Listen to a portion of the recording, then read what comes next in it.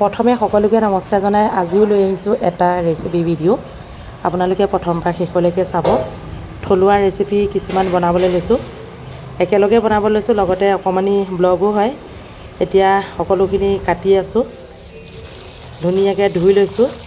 তাৰপাছতে এফালে যাম দেই, কচুখিনি কেৰাহীত পাতি ল'লোঁ।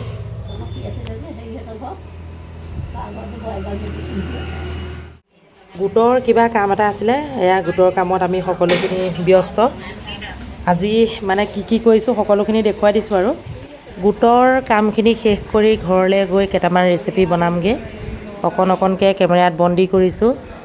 এয়া কঁঠাল গুটি, কচু শাক, লগতে আৰু কেইটামান বস্তু মিশ্ৰণ কৰিম, দেখুৱাম বাৰু আপোনালোকক। আনফালে এয়া পিঁয়াজ নহৰু, এইফালে এইটো কিবা বনৰীয়া চিয়াল বোলে। আমাৰ কাম কৰা ল'ৰা এটাই বুটলি আনিছে, মোক বনাবলৈ দিছে। মই অৱশ্যে খাই পোৱা নাই, তাহাঁতি খাই পাইছে, মোক বনাবলৈ দিছে, সেইটো দেখুৱাম বাৰু আপোনালোকক। লগতে এইকেইডাল দেখিছে নাই, ৰঙালাও আগ, আৰু কেইটামান আকৌ ভাত কেৰেলা, মানে ভাত কেৰেলাজোপা মাটিতে বগাই আছে। সেই ঘৰতে কিছুমান বস্তু হ'লে মানে খাই ভাল লাগে দিয়কচোন, যিহেতু ৰাসায়নিক সাৰ ব্যৱহাৰ নকৰা। আনফালে কচু শাক বনাবলৈ লৈছোঁ। এতিয়া আকৌ বনাবলৈ লৈছোঁ আপোনাৰ ভাত কেৰেলা, লগতে এই যে ৰঙালাও আগকেইডাল কাটি থৈছিলোঁ সেইকেইডাল অকণমান থুপথুপীয়াকৈ বোলো বনাই দিওঁ, মানুহজনে খাই ভাল পায়।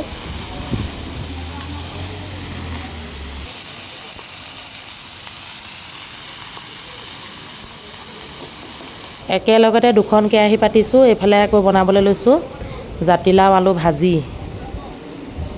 আনফালে এয়া ভাত কেৰেলা, ৰঙালাও আগ ভাজি আছোঁ। এইবিলাক থলুৱা খাদ্য, খাই বহুতেই ভাল লাগে। ভিডিঅ'সমূহ যদি নতুনকৈ কোনোবাই চাইছে, চেনেলটি ছাবস্ক্ৰাইব এটা কৰি থ'ব।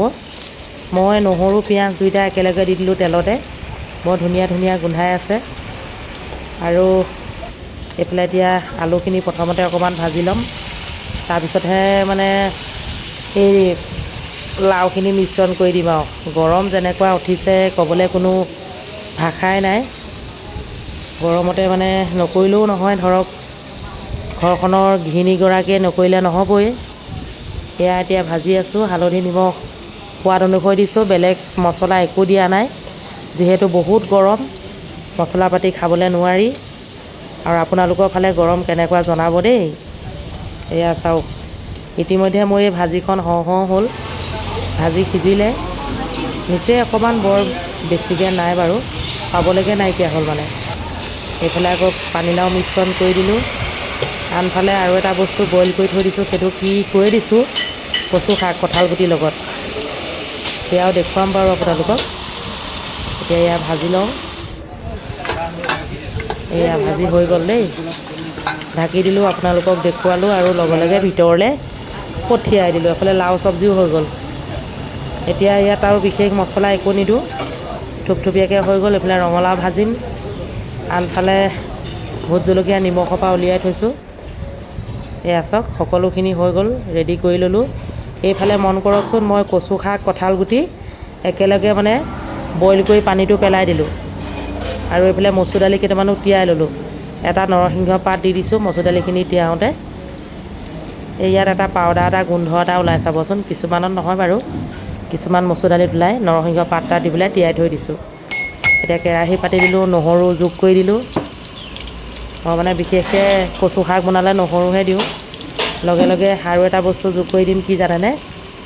পাঁচফোৰণ দিলে আমাৰ স্বাস্থ্যৰ বাবেও ভাল। এয়া দি দিলোঁ। কেমেৰামেনে কেমেৰা ধৰিছে বেকাকৈ, উপায় নাই। এতিয়া খুব ধুনীয়াকৈ গোন্ধ এটা ওলাবলৈ দিছোঁ আৰু ধুনীয়া গোন্ধ। বইল কৰি থোৱা কচু শাক কঁঠাল গুটি যোগ কৰি দিলোঁ। থেকেচি মেকেচি দি দিছোঁ, কাৰণ অকণমান পেলাবলৈও মন নাযায় মোৰ, মই যিহেতু চিকটা মানুহ। খুব ধুনীয়াকৈ 5 মিনিটমান ভাজি দিম, তাৰপৰা গৰম পানী অকণমান যোগ কৰিম বুলি ভাবিছোঁ আৰু। আপোনালোকে চাই থাকক, নিশ্চয় ভালেই পাব।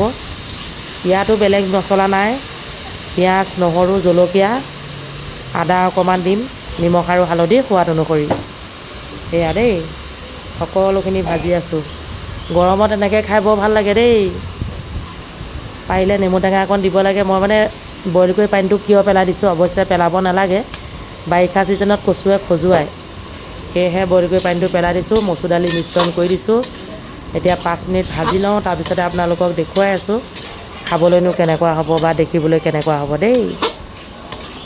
বহুদিন ভিডিঅ' দিব পৰা নাছিলোঁ, যিহেতু ঘৰত এনেকুৱা কিছুমান প্ৰব্লেম হৈছে, যিবিলাক প্ৰব্লেম লোকৰ আগত মানে বেলেগৰ আগত শ্বেয়াৰ কৰিব নোৱাৰোঁ আৰু নিজৰ মনতে অনুভৱে কৰিব পাৰিছোঁ। যিয়ে নহওক কচু শাক প্ৰায় হ'বলৈ হৈছে আৰু কচু দালি খাব পৰা হৈ গ'ল কঁঠালগুটিৰ লগত। আপোনালোকৰ আজিৰ ভিডিঅ'টো চাই কেনে লাগিলে জনাব। নতুনকৈ চোৱাসকলে ছাবস্ক্ৰাইব এটা কৰিব। আজিলৈ আহিছোঁ, বাই বাই।